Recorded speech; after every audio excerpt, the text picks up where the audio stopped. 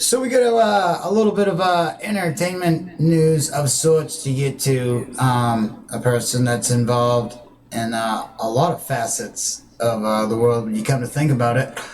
Mr. Elon Musk and his partner, Miss Grimes, have just welcomed in a baby boy to the world. Both baby and Miss Grimes are doing splendid. We want to congratulate, obviously, Mr. Elon Musk and Miss Grimes, and welcome to the world. Now, one of the richest kids on the planet. Yeah. I personally, I'm always kind of pleased when I see rich people that have an impact on our society have children, because those rich people, they start to think a little bit different when they're looking at a child that's going to outlive them, well, hopefully, and what they're going to leave. What world are they going to leave for that child? I always find that the decisions made by world leaders and stuff without children, it seems a bit different than it would be if they had children. This is, of course, my opinion. But if you look and see with the world leaders and how, as a matter of fact, they are about some things without taking into account future generations, because they don't think in those terms. So whenever we see elitists or elites having children in a weird sort of way, that may help better the world a little bit, because it will cause these world-changing folk to think perhaps a bit differently, and perhaps even more humanitarianly. I don't know, maybe just some food for thought. But yeah, once again, we welcome Mr. Elon Musk and Miss Grimes' baby to the world. In other related news, we're seeing a lot of graphs out there, and a lot of numbers, and a lot of people have their opinions on the current weather status and how we should go about solving all the problems. We're going to be facing food shortage issues of sorts. People don't understand what it takes to get food and stuff to your plate. We're going to be hearing a bunch of numbers about how numbers are going down and blah, blah, blah, what numbers are. One thing I would like people to take into account, and what they don't show in these graphs, is that the ability for people that, okay, we get it, the changes that people are going to make, people are going to be a bit more diligent out there. People aren't, they're going to be more aware of touching things and what they touch afterwards, and going out into public sick perhaps. I mean, people are going to be a bit more aware of their germy surroundings. And these graphs don't take into account any of the fact that people are going to be acting differently from now on. So I think we can all agree that by and large, a great deal of society has learned that perhaps we should act a bit cleaner. So keep that in mind when you're out there and you're getting all worried about your surroundings or whatever. That by and large, a lot of people have realized that they have to change the ways that they're doing things. I wanted to mention a little something to you fuckers about cabin fever or getting cooped up or whatever. That shit can sneak up on you, and before you know it, you're acting like a weirdo, and nobody wants to be around you.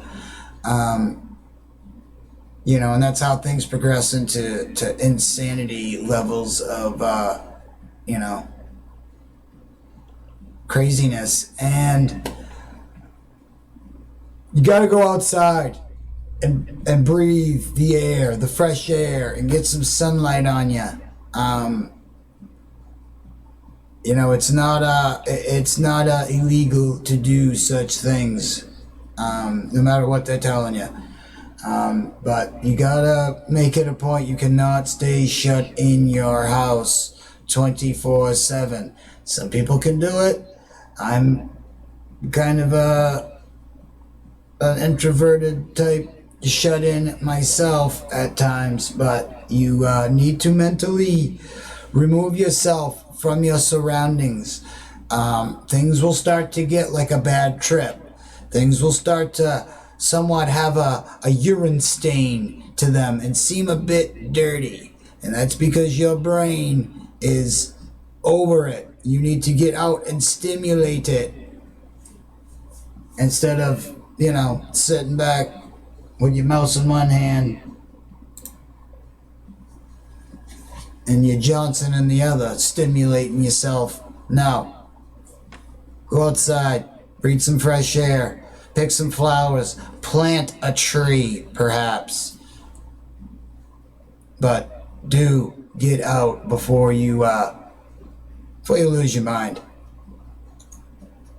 Now, a big helper with mental stability is music, and we try to provide tons of new music and independent music that's not in the mainstream. And a lot of times, some of this music has a way of speaking to you a lot better because it hasn't been put through the machine and every word overprocessed and every thought over friggin' pounded into the ground and oversimplified. Independent music has a lot more of a variation and a lot less of being nailed down to one type of sound. If you noticed, the mainstream music nowadays is all starting to sound the same no matter what genre it is in.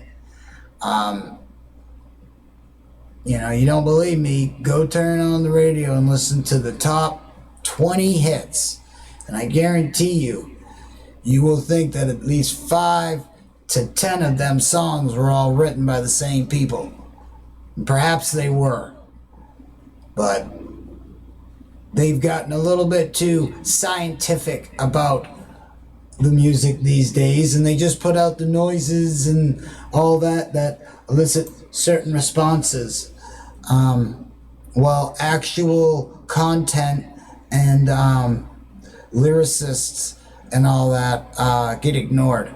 Well, we don't do such things here. We celebrate all that is independent and outside the mainstream. Now, of course, we do still celebrate plenty of the older bands and stuff that are in the mainstream, but by and large, we're all about the independent music, and finding new music can help the mental brainwaves.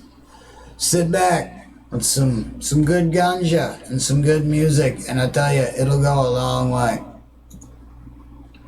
Now, for some recommendations, I would have to, especially for guitarists or people looking into learning guitar, even you Lovecraft fans, Lovecraft guitarists, anybody looking to learn or hone their skills or learn some better skills in the guitar avenue, but not just guitar, but like heavy metal guitar, and then some. I mean, the whole spectrum. But Brett Miller can really hook you up. I suggest going over to his YouTube, and you can learn quite a lot just from hanging out over on his YouTube channels.